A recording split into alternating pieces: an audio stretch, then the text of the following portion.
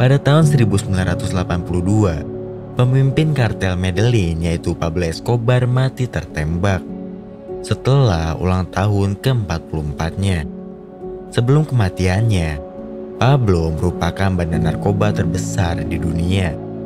Ia juga pernah menjadi orang terkaya di dunia.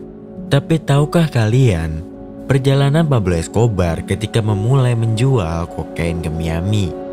Dan inilah alur cerita kehidupan Pablo Escobar. Selamat menonton.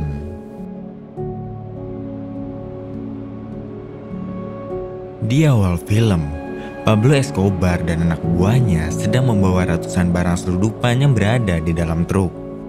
Di perjalanan mereka diberhentikan oleh polisi yang menjaga jalan yang akan dilewati Pablo Escobar. Kemudian polisi tersebut menyuruh Pablo Escobar untuk membuka truknya. Ketika Pablo Escobar membukanya, para polisi tersebut meminta berkas semua barang yang berada di truk tersebut. Mereka mengetahui kalau yang berada di dalam kardus tersebut adalah narkoba. Kemudian Pablo Escobar memberikan tawaran kepada polisi tersebut. Tawaran itu adalah mereka akan diberikan uang jika membiarkan Pablo melewati jalan tersebut, atau mereka akan dibunuh kalau tetap mempersulit. Para polisi yang takut dibunuh oleh anak buah Pablo Escobar, mereka pun memberi jalan. Malam harinya, Pablo Escobar menemui seorang pria yang bernama Mateo. Pria ini mengejak kerjasama. Ia memberitahu kalau dirinya memiliki produk narkoba yang bagus, yaitu kokain.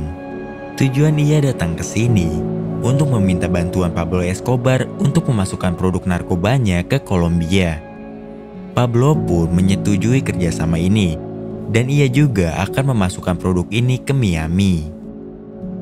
Esok harinya, Pablo bersama temannya yang bernama Gustavo mendatangi tempat produksi narkoba tersebut. Di sana Mateo menjelaskan semua proses pembuatannya. Ia juga menjelaskan kalau proses ini masih merupakan adonan yang perlu diolah lagi untuk menjadi kokain. Kemudian Pablo mengambil 6 kilo adonan tersebut dan membawa adonan tersebut ke Miami dengan menyembunyikan di bawah mobil. Mereka juga menggunakan rute perjalanan sebelumnya. Di Miami, Pablo bersama rekannya langsung membuka lab pertamanya. Ia merubah adonan tersebut menjadi kokain. Esok harinya di rumah Pablo, ibunya membuatkan jaket untuk menyembunyikan kokain. Tak lama Gustavo datang membawa temannya yang bernama Lion. Di sana, Lion disuruh untuk membawa kokain ke Miami. Lalu Pablo memakaikan jaket tersebut dan memasukkan kokain ke dalam jaket.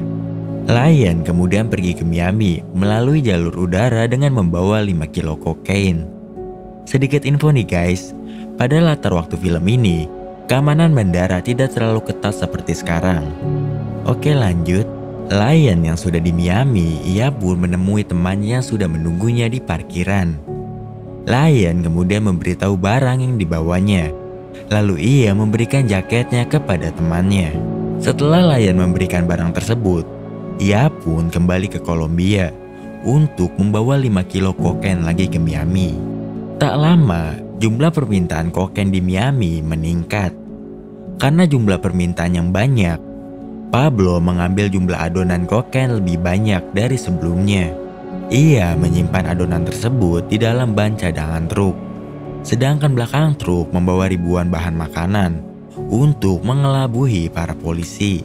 Kemudian kokain tersebut disembunyikan di hampir setiap ekspor sah Kolombia.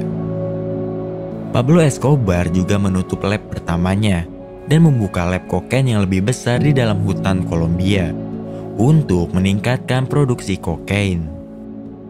Di Miami, ada agen DEA mengejar pengedar kokain.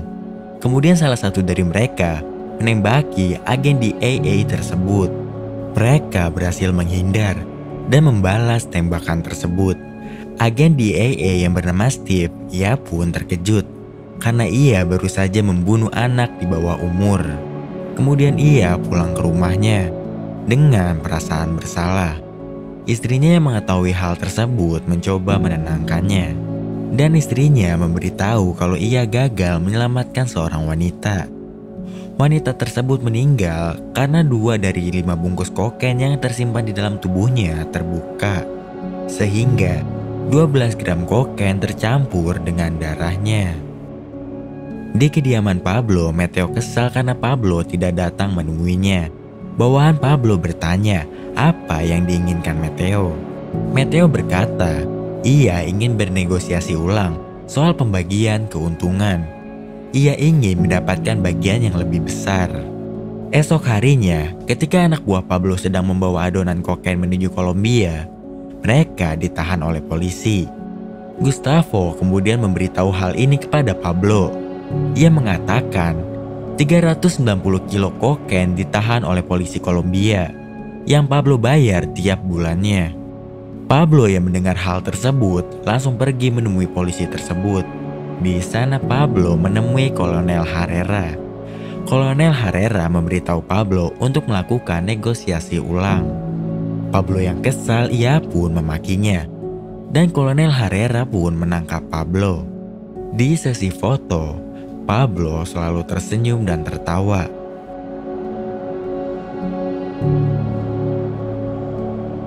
Setelah itu mereka melakukan negosiasi ulang.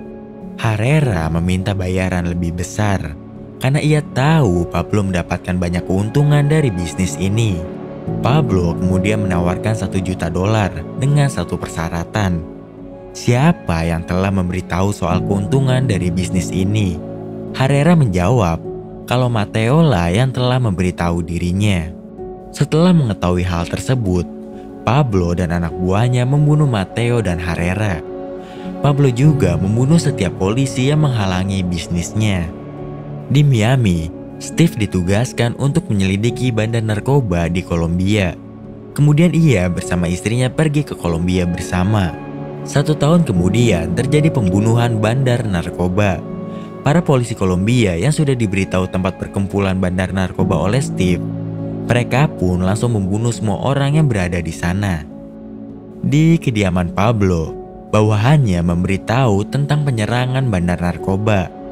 Pablo kemudian menyuruh bawahannya untuk meningkatkan bayaran terhadap polisi Kolombia dan memberi $500 terhadap agen DEA yang bernama Steve. Dan cerita pun bersambung. There's not much to do when all I can is thinking about you.